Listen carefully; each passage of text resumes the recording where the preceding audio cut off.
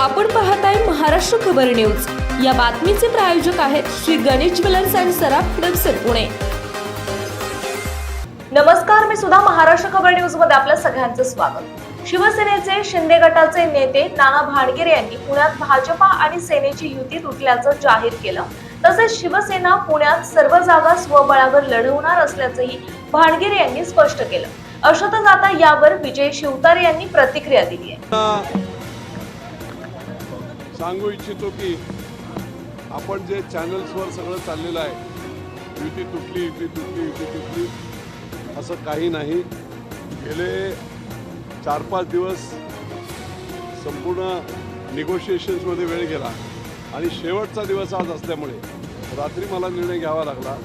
माझं मुख्यमंत्री महोदयांशी बोलणं झालं, माझं उपमुख्यमंत्र्यांशी बोलणं झालं, उदय सामंत प्रभारी यांच्याशी सर्वांशी बोलणं झालं आणि आता मग वेळ कमी असल्यामुळे फॉर्म भरू द्या आणि उद्या फॉर्म भरण्याचा जे 2-3 दिवसाचा वेळ आहे त्या वेळेमध्ये एकमेकांशी चर्चा करून याच्यातून मार्ग निघेल आणि योग्य असा मार्ग निघेल म्हणून आम्ही सर्व जेवढे उमेदवार आहेत त्या लोकांना आता सध्या फॉर्म्स देत आहेत आणि सर्वांना हे सांगितलेलं आहे उद्या मुंबईमधून जे जे आदेश येतील मुख्यमंत्र्यांचे उपमुख्यमंत्र्यांचे त्यानुसार आपल्याला ज्यांना ज्यांना सांगेल त्यांनी ते फॉर्म विड्रॉ करायचे।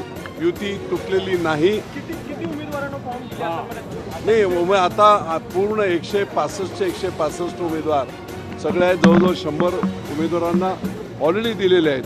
त्याच्यात मग सक्षमता कोण आहे, मग ती कदाचित असं होईल की एखादा आमचा सक्षम जास्त चांगला असेल, एखादा तिकडचा कमजोर असेल, तर मग ॲडजस्टमेंट करून मुख्यमंत्री आणि उपमुख्यमंत्री आणि उदय सामंत हे निर्णय घेतील। युती तुटलेली नाही, सामंजस्यपणे वेळ कमी असल्यामुळे त्याच्यातून मार्ग काढण्यासाठी हा पर्याय केला। भानगिरे असं म्हणाले, शहर प्रमुख भानगिरे असं म्हणाले एक मिनिट, कोणीही कार्यकर्ते संभ्रमात नाहीत। त्यांचा गैरसमज असेल त्याच्यातून ते बोलले असतील, परंतु निश्चितपणे मी आता ते महानगरचे प्रमुख आहेत, नाना भानगिरे बोलले त्यांना पूर्ण हे नाही। मी आता नेता म्हणून बोलतोय, मला मुख्यमंत्री आणि उपमुख्यमंत्र्यांनी मला पाठवलंय, 5 दिवस मी इथे आहे। त्यामुळे आपल्याला सांगतो युती तुटलेली नाही। उद्या मुख्यमंत्री उपमुख्यमंत्री हे सगळे बसून योग्य जे उमेदवार असतील ते एकमेकांची उमेदवारी करून पूर्णपणे कसं जिंकता येईल या पद्धतीने सर्व निर्णय उदय सामंत येणार।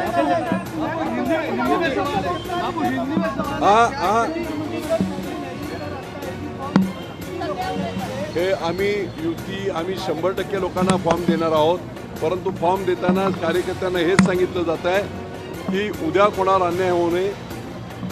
उद्या जे काय आदेश येतील त्या आदेशानुसार मग भाजपचे असतील किंवा सेनेचे असतील पाठीमागे फॉर्म घेतले जातील, हे त्यांना ॲक्सेप्ट करून त्यांना समजावूनच फॉर्म दिलेले।